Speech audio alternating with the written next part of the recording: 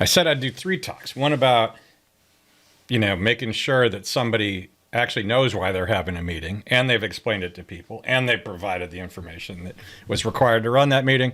And then the second one's like how to run a meeting correctly. That's the one I struggle with the most, so I'm not going to cover that one yet. And the third one is what is the outcome of a meeting? How do we know if it was worthwhile? And I got to tell you, I actually quit a job once. We were in a meeting that when I looked outside, I realized this was time I'd never get back.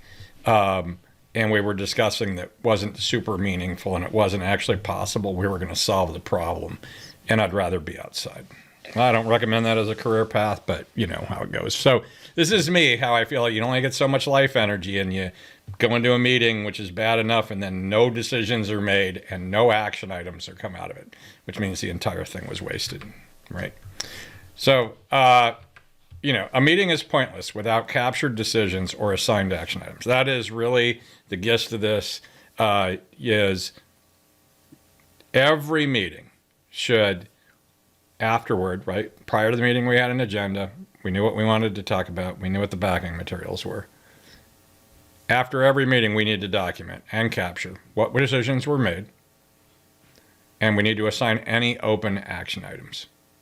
I could just end this talk right here. Maybe I should. Nope, I got one more, right? And so that's it. That's what I'm saying. And some people call those meeting minutes, right? And so I don't really care how you do it, and I'll talk about corporate memory later. Email's great, but there are other better places to capture meeting notes like this, the captured decisions and the action items.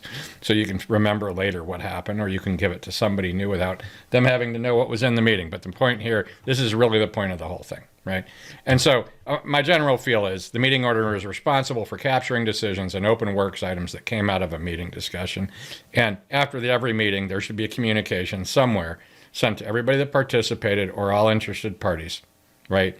Action owners, deciders, any of those, if that's a word. Oh, I think we declared that a word a while back. Anyway, right? What were the decisions that were made? What were the action items that were created?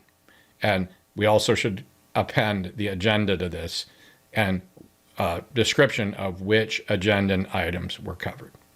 And that's it. Don't be this guy.